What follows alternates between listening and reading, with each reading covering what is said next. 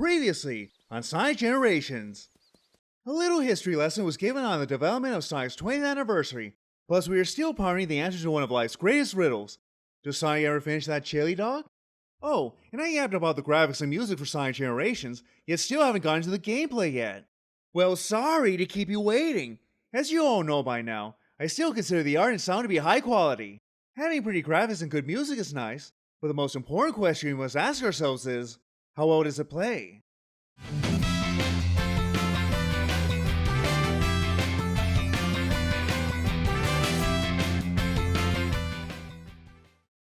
The game was directed by Hiroshi Miyamoto, the same guy who worked as a designer for Sonic 06. That's not reassuring to hear, but his work on Sonic Generations isn't half bad for a directorial debut.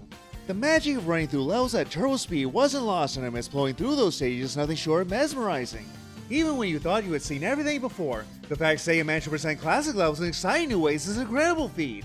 The overall gameplay is simple. You travel across a white hub world and enter the gateway to various levels. The levels themselves are pretty straightforward. Just get to the end as fast as you can. All the classic Sonic stuff is here. You collect rings for protection, jump into bad guys, and catapult yourself off springs. Each level is divided into two acts. The first act is reserved for classic Sonic, so he runs around in his classic 2D style gameplay. Modern Sonic, on the other hand, is a mix between 2D and 3D design. He also has a lot of tricks up his sleeve, like the homie attack, the boost, and the lightspeed dash. You play as him during the second act, and as you can see, his gameplay is faster paced. In each level there are red rings scattered around, and finding them will unlock bonus art and music. Occasionally you encounter a boss fight, plus there are plenty of challenges you can take, like being your doppelganger in a race. When it comes to the main levels, they're not only fast, but there's so much to see that you can't help but want to replay them. You'll want to play them again to see what you missed the first time, grab those elusive red rings, or just for the fun of it.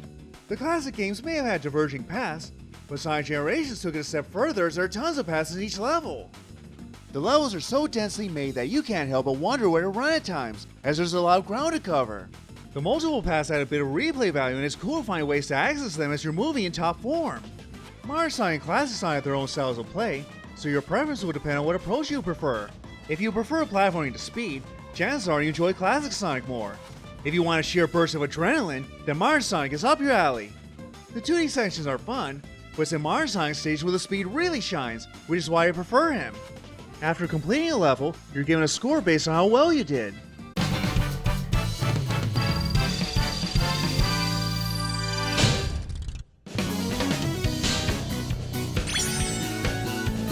When coming back to this game, I was surprised by how easy it was to get an S with these levels. The game is more generous with points than Sonic Adventure 2, making things less tedious. Your score will mostly depend on your speed, and as long as you know what you're doing, you shouldn't have too much trouble with it. The only times it gets frustrating is when you're tackling the optional missions.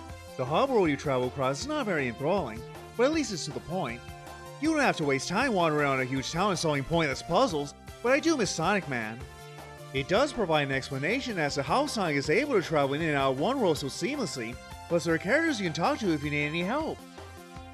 I prefer this 2D approach as it's faster to get to whatever world you want, although I recommend using Modern Sonic as its boost cuts down on travel time. Sonic is the only playable character, although Tails appears a lot in the cutscenes.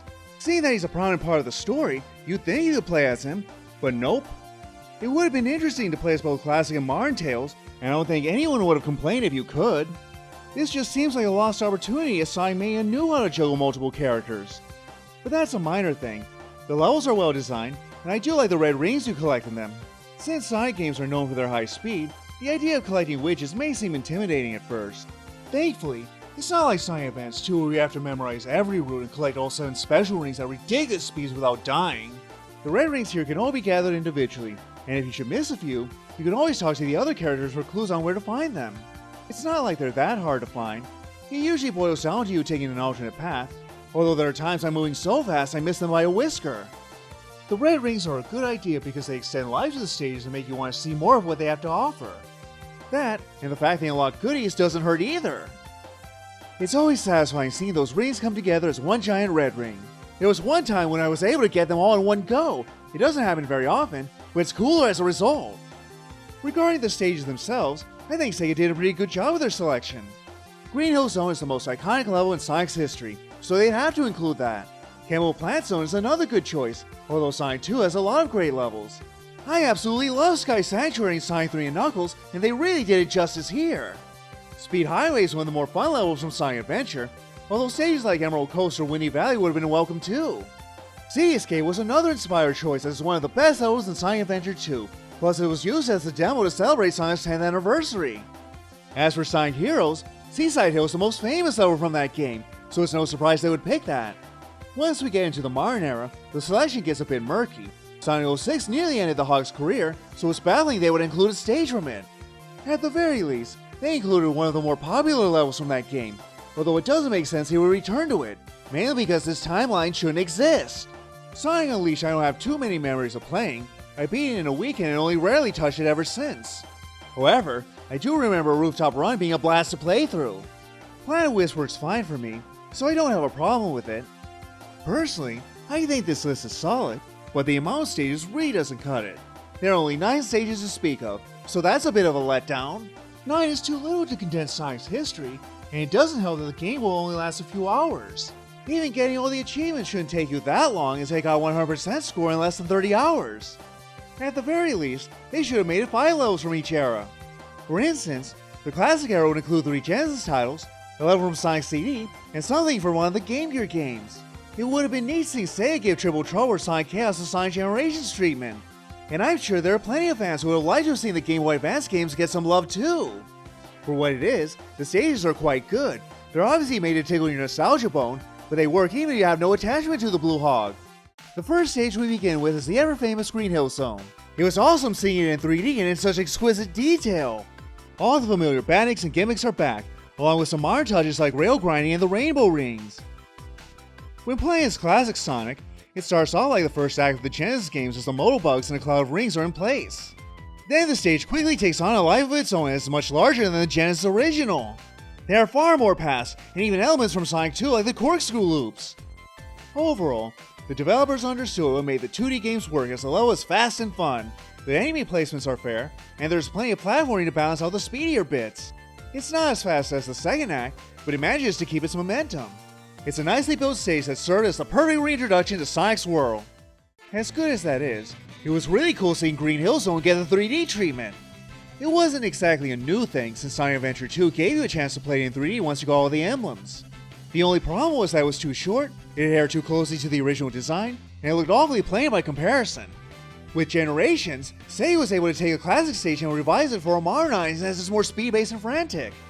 Right from the start, you can begin boosting, and it's highly recommended as there's some enemies you could easily run into. Modern Sonic has a few more moves than classic Sonic as he can do the homing attack, slide under crevices, and switch left to right while running at turbo speed. Added to that is the fact he can perform mid-air tricks to fuel his boost gauge. His expanded moveset may be more complex, but the sheer variety makes it more fun to play as, at least for me. Classic Sonic plays very much like the classics, which is why he mostly sticks to running, jumping, and spinning. This causes him to appear bland by comparison, but you can equip special skills exclusive to him, so that helps.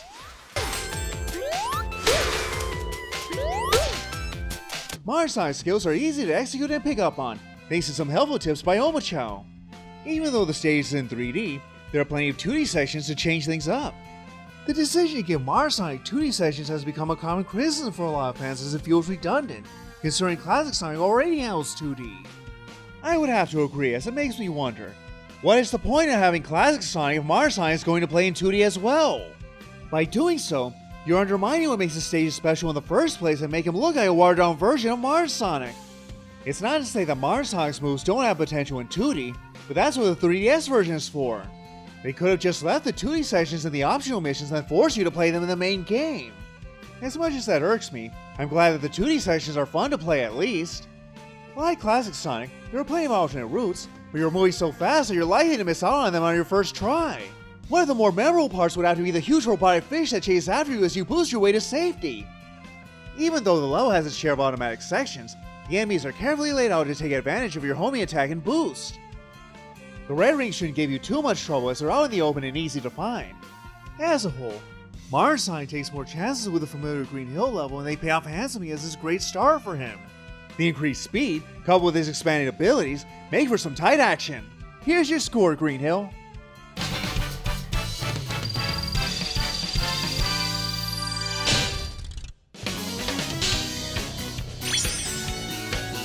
Camel Plant Zone is one of the more beloved levels from Sonic 2, and you can see why they brought it back here. It is to Sonic 2 what Green Hill was to Sonic 1. As expected, Classic Sonic plays attack closer to the original stage while Modern Sonic tackles it from a new angle, most literally. It's the same process Christian Whitehead would use for Sonic Mania, make the first act like the original, while make the second one completely different. Aside from looking fantastic, the zone is crafted to perfection as it's a blast to play as either character. Some parts are made easier than the original game as the blocks no longer kill you as much as they did in the original. Classic Sonic mimics a bit of the template from the original game, but the stage takes its own path as the obstacles are arranged in new ways. If you equip a certain skill, you can move a bit quicker in the water, so that's nice. The threat of drowning is nowhere as prevalent as the bubbles are everywhere, and the water is usually shallow.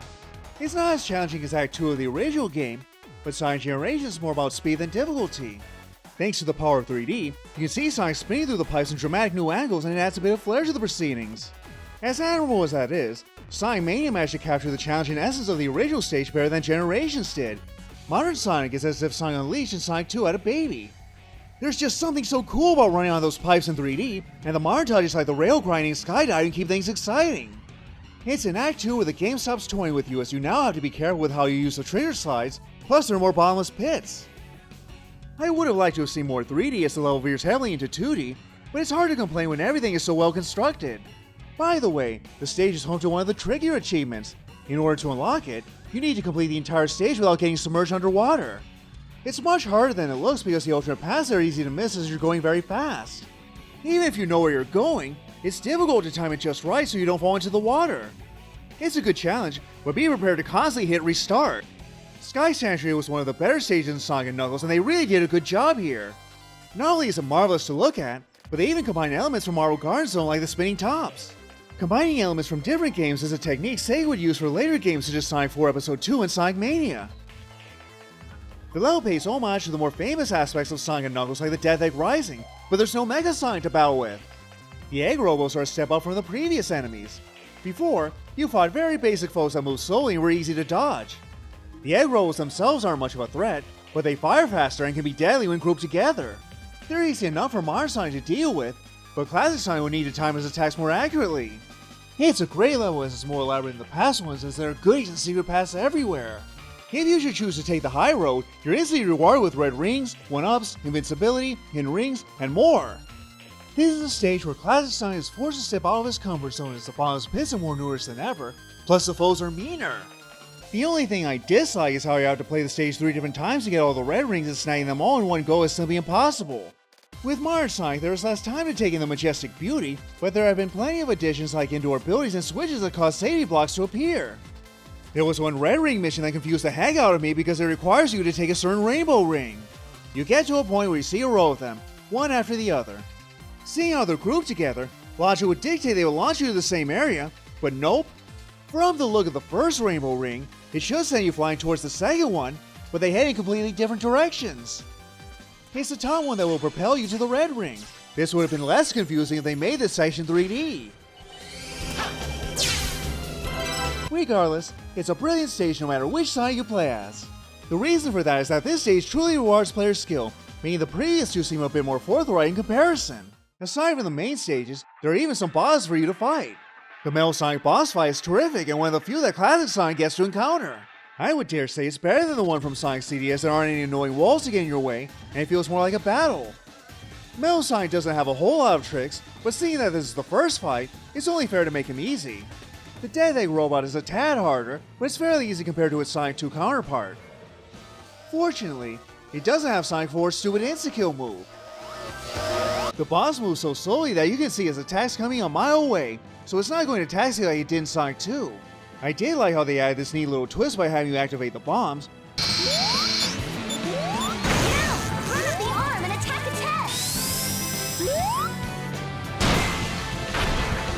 Overall, it's a solid remake of a classic boss, although it doesn't have anywhere near the tension of its Genesis counterpart.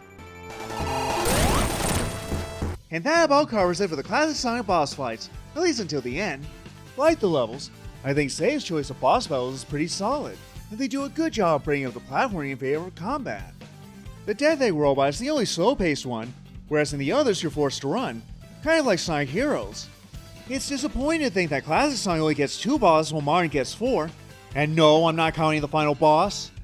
I know that Classic Sonic didn't appear in as many games as Mario Sonic, but having at least one more would have made a difference.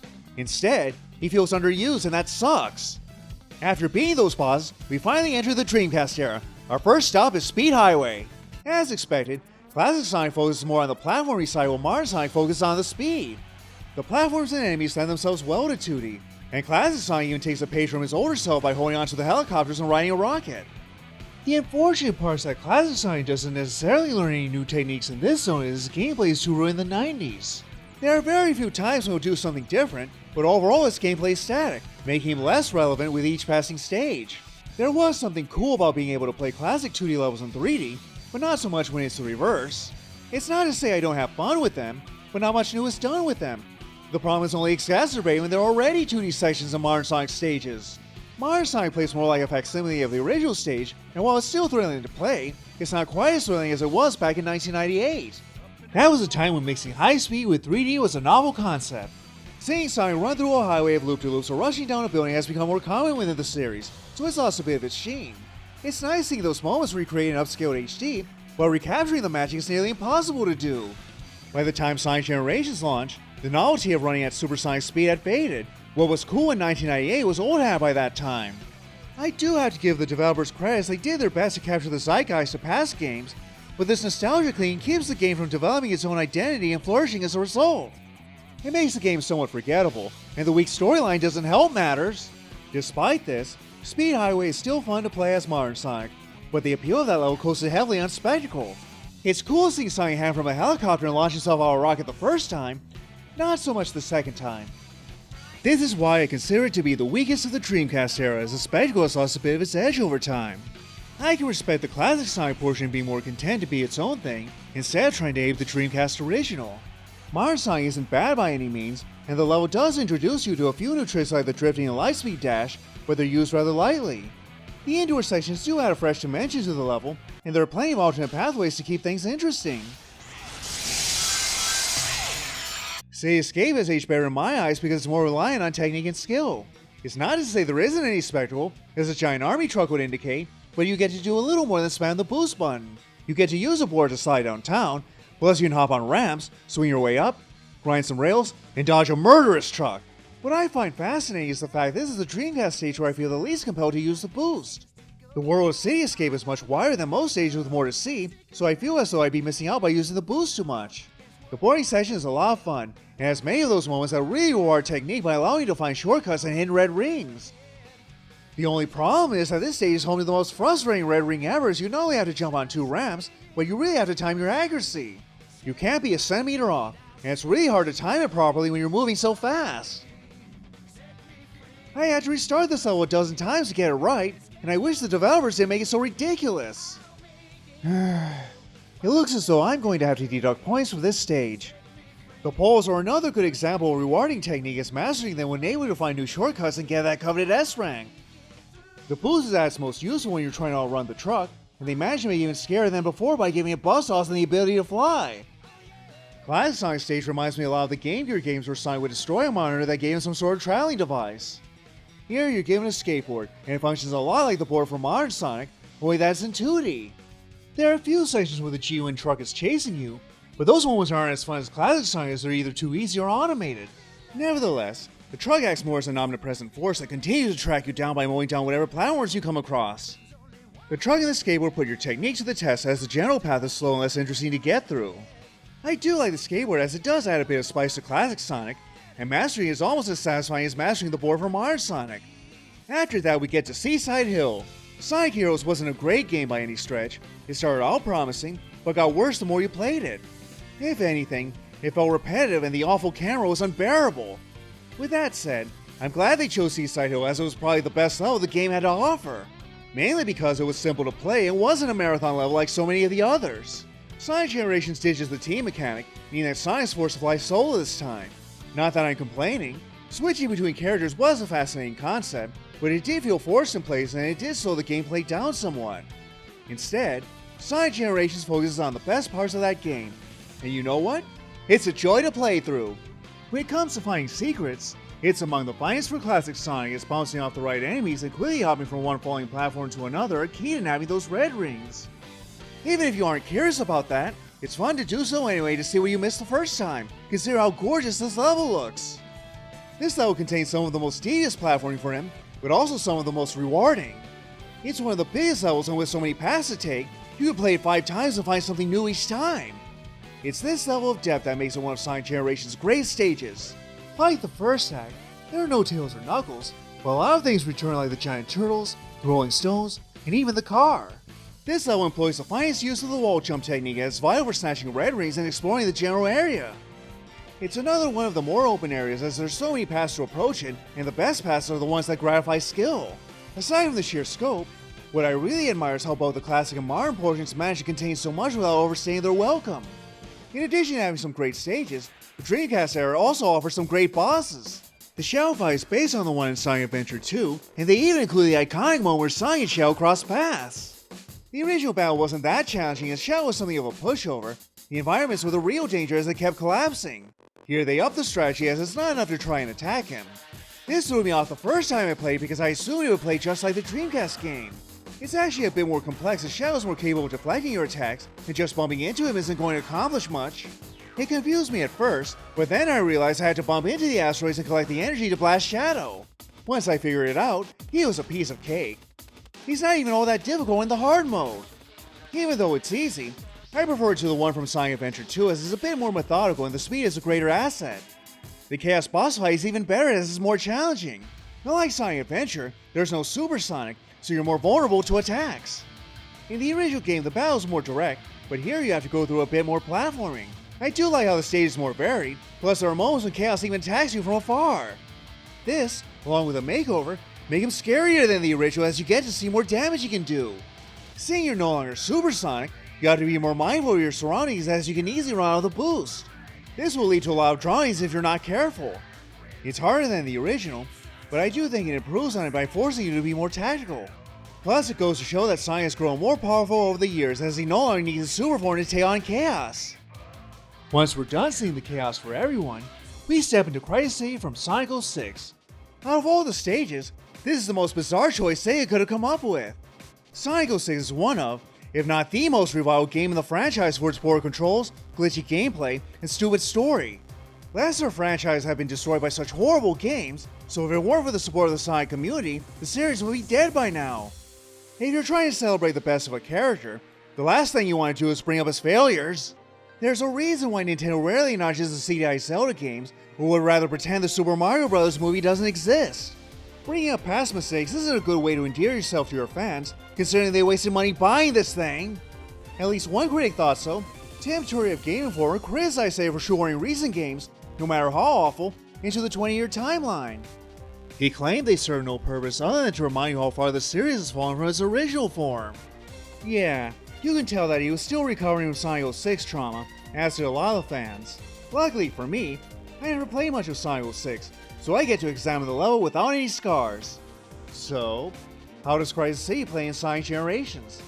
Out of all the stages, this would have to be the most combat heavy as a lot of pyro enemies surround you at every corner. There are alternate paths, but as a whole the level is a lot more linear than the past few, which makes it less enjoyable in my eyes. That would explain why the red rings are easier to snag in this one. In fact, when I replayed it I called all the red rings as Classic Sonic and I didn't even remember where they were. You may not have the homing attack as Classic Sonic, but timing your chums is no less crucial so they can give you a boost to some hidden prizes. The level itself isn't that long, but it still feels tedious as Classic Sonic doesn't have much depth. It's also a bit harder to S-rank as bottomless pits are everywhere, and there are more hazards than you're used to at this point. The extra challenge does make it stand out, but the part that really sticks out to me is the deliberate trolling by SEGA. At one point you come across a signpost, only to realize it's being blown away and you have to travel a bit further. Well played, SEGA. As for modern Sonic, enemies pop up everywhere and it's the one level where mashing the A button is mandatory. It has the most extensive use of the homing attack, not to mention the ground pounds you need to get past certain parts. The ground pound works best when it's used in small doses, but not here when it slows down the pace. The increased combat is fine, but it would have worked better if there was more strategy involved instead of mindlessly mashing the jump button. Overall, this level works much better for modern Sonic since the traps are easier to anticipate, plus it doesn't suffer from those stupid camera issues with the screen pans too far to the left. There's this last sequence where you have to dodge cars and debris, and it's the best scene in that level. Man, because it's so satisfying being able to get through without taking any damage. It's not a bad level, but definitely weaker than the ones before it. Like I said before, it's such a weird choice to include it. Levels like Green Hill and Sea Escape at least have the nostalgia factor to hook you in, regardless of their quality. Cry's City, on the other hand, doesn't. And now we get to Rooftop Run. Another city level. You can tell by my voice I'm less than enthused about the setting, but at least the level is entertaining. The only bad thing is that it's here when the levels start to feel like marathons. Unless you know the shortcuts, you're in for a slog. The clock puzzle irritated me at first because the jumping mechanics made it harder for me to get off the hands. Making things even more annoying was the poor camera, plus there was even a glitch where the hands stopped moving. Are you kidding me? There are more traps and enemies than before, and while I appreciate the extra challenge, there are times when I spin into the enemies and take damage anyway. I eventually figured out how to navigate through the level properly, but even then it felt like a drag to me. When it comes to Modern Sonic, it's one of the more challenging levels as well. Here you actually need to time the homing attack and not mash it randomly. It also contains the greatest use of the trigger swerving, as you not only have to dodge the spiky cylinders, but enemy robots that fire at you. What's nice is that swerving also functions as a form of attack and not just a means to evade. It's an ingenious use of the swerve feature, and I would have liked to have seen more examples like this. Thankfully, there are no obnoxious puzzles or cheap enemy placement here to break up the flow. It's not my favorite stage, but it does showcase the potential Sonic Unleashed had. Next we get to Planet Wisp and, oh boy. As much as I like Sonic Colors, this stage is a mixed bag. On one hand, I am grateful to try something different with both characters. Yet on the other hand, the execution is sloppy and lasts way too long, no matter which Sonic you play as. The level design isn't exactly the tightest. For classic Sonic, the enemies are placed in spots you can't really anticipate. Even if you spin into them, you're still likely to lose rings. In the original Sonic Colors, you came across these alien creatures called wisps that grant you powers, depending on which one you caught.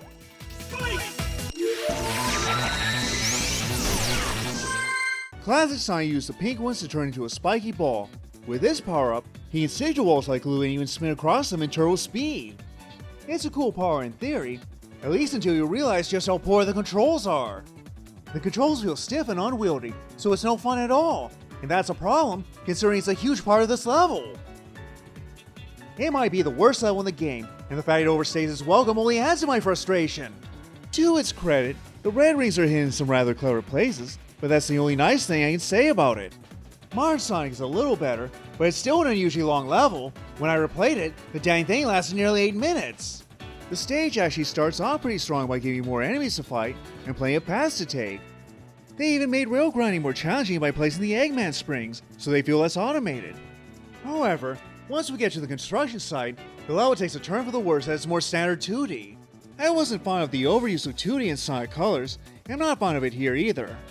Unlike classic Sonic, Modern Sonic gets to use the Rocket Wisp.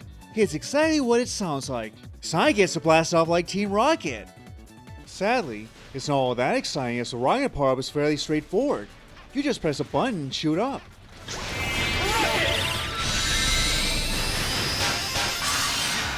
It feels like window dressing here, whereas the spike is more crucial to the platforming. It's the most vertical of Modern Sonic stages, as well as the longest. Things slow down considerably once we get to the construction site as it's heavily reliant on platforming.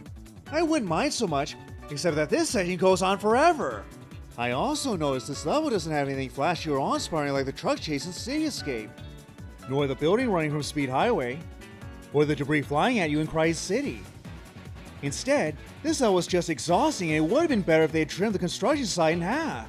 Since it's so big, this is also the level where I had the hardest time finding the red rings. So thank you, Charmy, you were useful for once. Having played through all 3 eras, your enjoyment would depend on which playstyle you prefer. If you grew up with the Genesis titles, chances are the first era will be your favorite. If you're one of those fans who grew up with Sonic Adventure 2 on the GameCube, then you'll probably prefer the second era. Younger fans may enjoy the third era for Unleash Your Colors. As for me, I think the Genesis era might be the strongest because there is something awe-inspiring about seeing the old stages brought to life in 3D. What makes it better is the fact they're the most vivid-looking courses of the bunch. The level design is just superb, and I feel as though the developers put the most love into them as more creative reimagining than the rest. In my eyes, the first era does the best job of capturing what Sonic is all about. The second era is also very good as it manages to showcase some of the best moments like Sonic's sweet snowboarding skills. You know, without the snow. I also appreciate how this arrow rewards technique, but my main gripe is that it doesn't quite capture the thrills the game is based on. The third arrow, however, is the weakest of the bunch. Prize City is good, but it's based on a poorly received game. It's here where the level design begins to falter, and it only gets worse. Rooftop Run might be the strongest level of the three, but it feels lacking in a way. And don't get me started on the marathon missions in Planet Wisp. The so-called modern era has been kinda Sonic, and it's not like there were a lot of great games to choose from. The inclusion of such levels as Crisis City feels as though they were grasping at straws, and Planet Wisp could have been handled better. These things didn't ruin the game for me, but it wasn't a grand way to end the adventure. On the plus side, the modern era does contain a cool boss fight with Silver. This might be my favorite boss fight with modern Sonic as it combines speed and strategy in one harmonious package. You have to keep moving fast, but also be mindful of Silver's attacks. This will require some button mashing ninjutsu, but it feels really satisfying beating him to a pulp. Ha! Take that, you tool! The fact it's done in slow motion is just a cherry on top as it's so humiliating.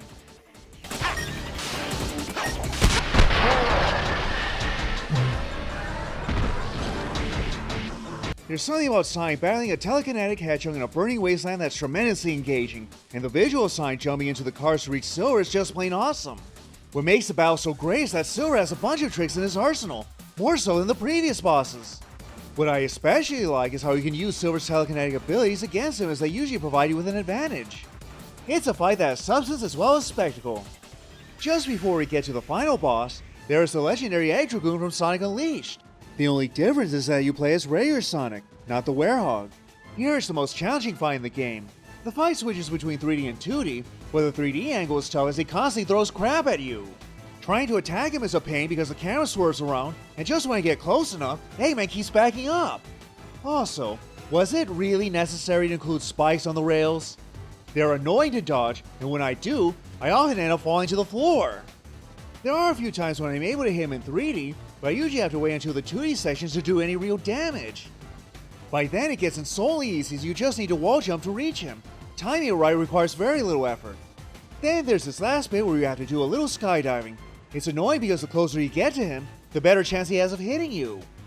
And it does get tiresome hearing Eggman say, "Time for a change of pace! Time for a change of pace! Time for a change of pace!" This is easily my least favorite boss as it feels strangely unpolished to me. I constantly have to wait for it to switch to 2D to lay the smackdown, and it's just plain wearying. At this point I feel that Sonic Team was running out of steam, and it gets much worse when you play on hard mode. It just goes on and on and on. But it's not over yet. Once you complete all the main missions, it's time to fight Eggman as Super Sonic. This is the Time Eater boss, and you have 2 Super Sonics at your disposal.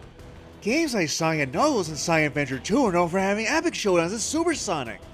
You'd think that SEGA would want to create a battle to end all battles, right? Wrong. The final boss isn't so much exciting as it is slow and confusing. The area is so busy that I found it difficult to get my bearings at first, plus there's the added confusion of controlling 2 Sonics at the same time. Apparently you have to switch between the 2 Sonics depending on which Eggman is attacking you. There are so many things wrong with this battle that I don't know where to begin. First off, you can throw classic Sonic around, but it doesn't accomplish a whole lot. He doesn't even weaken Eggman or slow him down. At best he'll destroy some obstacles, but seeing they don't damage you, it's hardly vital. It's even more pointless when you consider he misses his target much of the time. When you switch to 2D, the characters become so tiny that it's easy to lose track of them, especially with all that yellow in the background. Who thought this was a good idea? It's also less interesting when you consider how slow the characters are moving. It's not even necessary to damage Eggman in 2D as it doesn't affect your score either way. When you battle him in 3D, you'll notice a green reticle as you get closer. This was confusing because up to that point, it would signal when you could perform a homing attack. Only it's not the case here, so you just have to keep holding the boost button. Just when you thought it couldn't get any worse, there's this really pointless scene where Eggman slows down time. I hate it because it serves no purpose other than to waste your time. I may have had some issues with the 3DS version, but the Time Eater battle is the one thing they did better. Mainly because in that game there's a sense of progression, and you need to damage the Time Eater as both Sonics. That game doesn't have you do any haphazard switching, it does it for you whenever you land a hit, and it flows better as a result. Even after you get past all the uncertainty in the HD version, you'll find it's still not a great boss. There's very little of the trademark Sonic speed, which makes it dull. If anything, this battlefield is undercooked. Aside from the bosses and main levels, you can feel free to play the Challenge Act gates. They appear once you have cleared all the stages in a given era, so you have no choice but to beat at least one from each stage if you want to proceed. It's a lot like Sonic and the SEGA rings where you couldn't progress unless you complete a few side missions. They're not my favorite part of the game, but they are a relief from the stupid gem hunting and mega blasting from previous games. There are 10 in each level, 5 for classic Sonic and 5 for modern Sonic. After completing a challenge, a bell will appear over the gate. If you ring it, an angel gets its wings. Okay, so I'm kidding on that one. A musical note will pop out. Catch it to receive either a new piece of artwork or a song.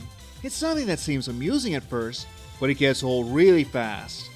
By the time I was halfway completed, I was annoyed by having to chase after those idiotic notes. They're harder to catch as classic Sonic as he doesn't have the boost or the homing attack. As for the challenges themselves, they're not as good as the main stages, but they do offer a lot of replay value and variety. Some are generic beat the timer missions, while in others they got creative like having Sonic play a game of hide and seek with SBO. What's cool is that beating certain stages will not only nab you more art and music, but new abilities as well. You can gain certain skills like turning your foes into rings or equipping the fire shield from Sonic 3. In some they test your abilities to the max by piling on more enemies or requiring certain techniques. Most of them are optional, but if you want to get a 100% completion score, that's going to take a little while. Longer if you plan on getting all S ranks. One of the more common missions will have to be the doppelganger ones. They're pretty straightforward, as all you have to do is race a clone to the finish line. They're not exactly hard to beat since a clone plays like an amateur learning the level layout for the first time. Getting that S rank is a little more trying in the later stages, so you better have the shortcuts memorized. Especially in Planet Wisp. Even if you have the routes memorized, it's still a pain trying to get to the end in 5 minutes. The stage constantly bombards you with traps and enemies, so even the smallest mistakes will cost you dearly. It's not so much fun as it is infuriating.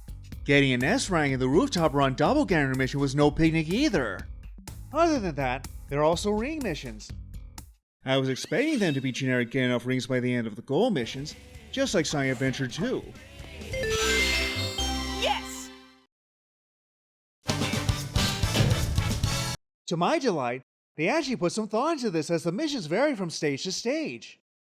In one mission you have to follow a certain batting as he drops rings, as well as the occasional bomb. In another, you are equipped with a magic shield that turns enemies into rings, and you have to be careful not to use it too often or you will run out of power. In a third, you are only given one ring, and you have to hold on to it to the bitter end. It's not the most difficult mission, but it does mingle caution with speed quite well. The juggle missions are sure to bring a smile to those who love Sonic 3.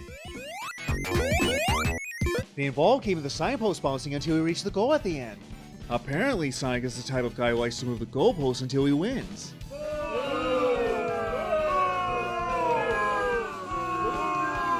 They're not exactly tough since the post descends slowly, and even when it touches the ground, you're given a few seconds to recover.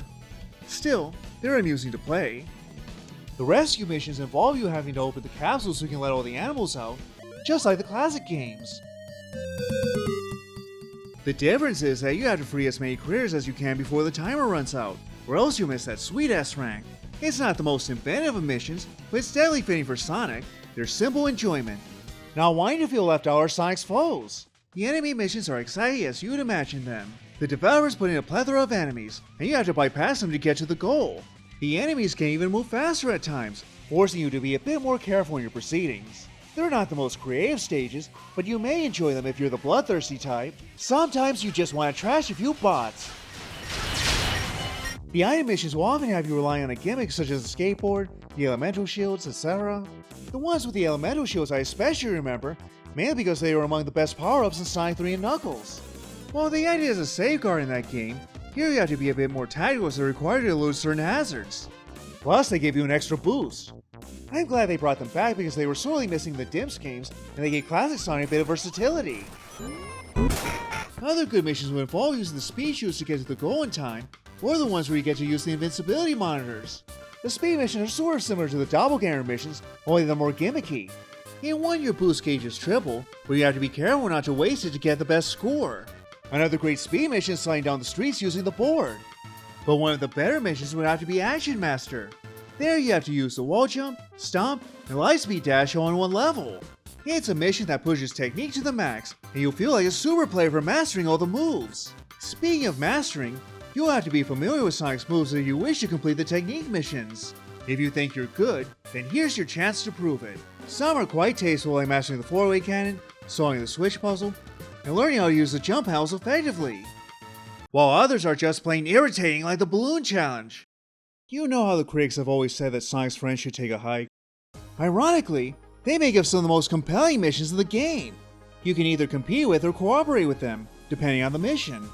In one mission you'll be racing against Tails in his biplane, while in the other you'll call upon Blaze to dispel the flames in Crisis City. What's nice about them is that they manage to integrate Sonic's friends without being annoyingly intrusive as they were in the adventure games. The missions also reveal a little bit of their personalities, like Knuckles' talent for finding treasure, Rouge's flirtatious nature, and Tails' eagerness to help out Sonic.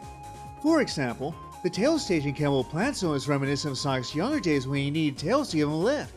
What's interesting is that it's one of the few times you get to control someone other than Sonic. By pressing Y, you can summon Tails and he'll carry you to safety. He's not particularly fast, so there are times it's best to dismount him and run. There are a bunch of enemies and obstacles you have to dodge, so it puts the Fox's abilities to good use. Still, they could have made it more challenging, like having him tire after a while. What's cool is that they brought back the floating green rings from Sonic Adventure. Another mission involves Knuckles the Magical Emerald Holder. I wasn't a fan of the Knuckles missions in the Sonic Adventure games, and I'm not a fan of this either. To its credit, it does play better than the Knuckles missions since the level is actually fast-paced and action-packed.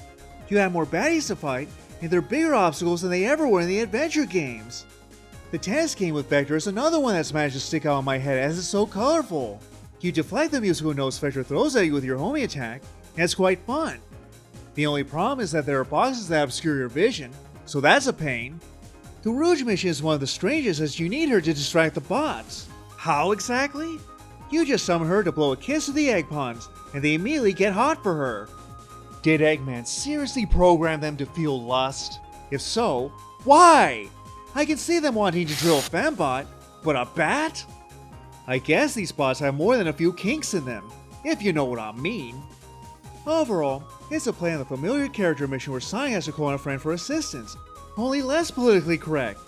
I'm not too fond of this mission as there are times the stupid command doesn't work, even when Rouge is facing the bots. However, my least favorite character mission would have to be SPO Batman. It's the stage where Sonic has to call on SPO to help him beat a grappling hook, and I hate it. All of the others were tolerable at worst, but this is just unbearable. The grappling controls are flimsy, and it took me a good while to get used to them, considering I was swinging to my death. Even when I got used to them, the controls never felt natural. This mission wasn't fun, this was torture! Overall, the Friends missions are alright, like using Amy's hammer to give you a boost or using Cream to assist you with rings. By completing missions, you unlock new abilities. These abilities enable you to increase your dash meter, equip shields, move quickly underwater, increase Sonic speed, and even recover quickly after getting hit. Yeah, apparently I need to buy an ability to improve the game's controls, just like Sonic and the Secret Rings. Sonic was always able to recover immediately after getting hit in the classic games, so I should not have to waste time equipping an ability he should already have. There are a lot of things you can equip, so you're free to customize to your taste. I personally like to equip things that improve Sonic's mobility, but you can equip stuff like the ability to play as Super Sonic in the regular stages. It's great to play as Super Sonic in both the final boss and the regular levels, something Dim should take note of. The ability to play through levels at Super Sonic speed without fear of damage is really awesome. Even better is the fact that Mars Sonic can hover and avoid a lot of obstacles. It's a way cool effect that adds a lot of zest to an already exhilarating game. Not only that, but he can also jump higher. For some baffling reason, Classic Super Sonic isn't as well done as Mars Super Sonic. His running and jumping abilities aren't much better than his normal self, and he can't even hover. He's not nearly as fun to play as, like Sonic Mania when Christian Whitehead will return him to his roots. Another thing that bugs me is the fact you quickly run out of rings. You need them to keep your super form, but they're easy to miss when traveling at Mach 7. A lot of times it feels as though the ride is over just as soon as it's begun. Or maybe that's just due to my lack of skill. One of the more noteworthy moves you can unlock is the ability to use a homing attack with Classic Sonic. Seeing that Classic Sonic is just starting out, the homing attack is understandably shorter range. It's a good solution to those who prefer Mars Sonic and want Classic Sonic to play more like him. Purists, on the other hand, will want to stay away as the homing attack removes the skill needed to take out the enemies in 2D. It's an interesting little bonus, and there are even some areas that seem designed with it in mind. I don't use it that often as it's not essential in any way. Don't get too attached to these custom skills though. You can't use them in the challenge case since the developers didn't want you to cheat. So if you're going for that 100% score, you're going to spend very little time with them. They can be very useful for nabbing red rings and accomplishing certain achievements, so that's cool. If that's not enough for you, you can always try your hand at Ranking Attack or the 30-second trial. In Ranking Attack, you compete with players around the world to clear the stages at the fastest time. Then you can have the results posted online so you can brag to all your Twitter followers just how cool you are. At least as cool as someone who's playing a 10-year-old game can be. If you're planning on being number 1, then good luck, you're gonna need it. The Sonic fanbase is a dedicated bunch, so I don't bother with it much as replaying the regular stages is enough for me. The 30-second trial is of better interest to me as you can push yourself to go as fast as you can within 30 seconds. It's a clever challenge seeing how far you can go, but to be really good, you'll have to master the techniques and know the level inside out. At best, both the Ranking Attack and 30-second trials are mild diversions, and only really worth playing if you care about comparing scores with your friends. It's a shame that Casino Night Zone couldn't be included as a level, but they did include it as a rad pinball game. It's not important to the main game in any way, but it's entertaining just the same. It doesn't play like the pinball platform hybrid of Sonic Spinball, instead opting for something more traditional. It's somewhat reminiscent of the pinball stage from Sonic Adventure, but thankfully without the drama of scenes like Sonic spinning in a tunnel and meeting with knights. By maneuvering the ball around, you can open up new paths, collect rings, and score dozens of points. Playing it won't get you any farther in the game, but it is a nice bonus. With enough practice, you too can become a spinball wizard. Those who bought Sonic Generations for PlayStation 3 and Xbox 360 were given the first Sonic the Hedgehog game as a bonus.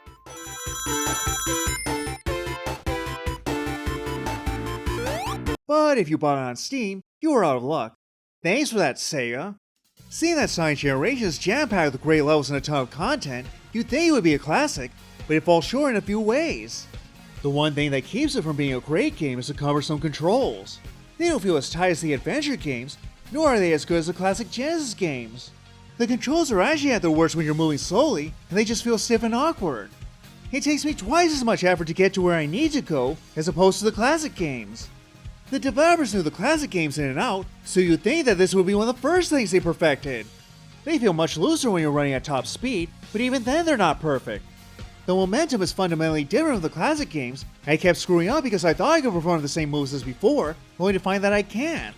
I also didn't like seeing classic Sonic spin to the foreground when he should have gone left or right. Another thing that bugged me is how they screw up the power sneakers. In the classic games you would get them, and you could move and jump fast right away. Not so here. You actually need to get a running star for his jump to make a difference, so thanks for making it harder, SEGA. You'd think that would be enough, but sadly no. There are times when the controls lag, and it's one of the more unforgivable sins this game commits. This is something I never had to deal with in the classic games, so what happened here? There are even times when the button presses don't register at all. It feels so odd coming back to this after playing Sonic Mania. That game controlled perfectly, even when you were using the buttons on the Joy-Cons. And take a look at this, there's a spring that's obviously meant to launch you to the top, only it doesn't. Instead, I'm forced to use the spin dash, so what was the point of even including it in the first place? Why use it when it can't even fulfill its most basic function? Never mind the classic games, Sonic Adventure was only developed in 10 months, yet they managed to get the control scheme right. So what's your excuse, Sonic Generations? The awkward controls aren't so terrible that they ruin the game, but they do bog down the experience. Adding insult to injury is the fact you can't adjust the camera. It would have been helpful in finding those red rings. Heck, Sonic Heroes had a crummy camera, but to their credit you could actually adjust it. And I also have to talk about the glitches. Sonic Generations is one of those games where the more I play, the more I see the cracks.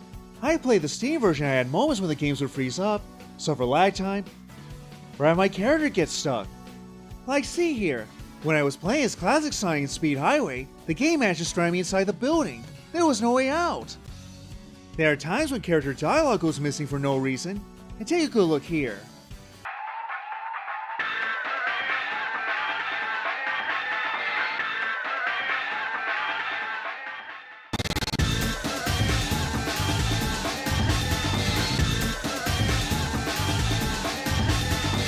In this particular cutscene, the sound effects are missing. Other glitches involve missing textures. There's a surprising lack of polish to this game, and I attribute it to Sega's impatient desire to ship it to stores as quickly as possible. Yeah, because that works so well for Sonic Boom and Sonic Forces. The game wasn't even released in time to celebrate Sonic's 20th anniversary, so delaying a few months wouldn't have been a big deal. Oh wait, we can't miss out on the Christmas season. Gotta have that holiday cash.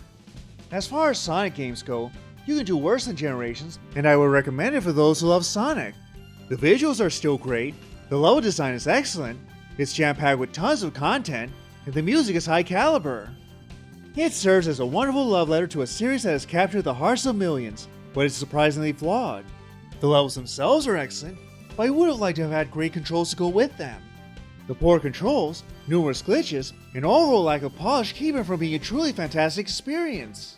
There are times when it flirts with that standard, but it never quite jumps that high. So Sonic Generations doesn't win the coveted S rank. Instead it gets a B. Not bad, but it could have been so much better. Check me out next time when I review Sonic Generations for the 3DS. Is it better than the HD game? Is it worthy of your Sonic library? Find out in my next review.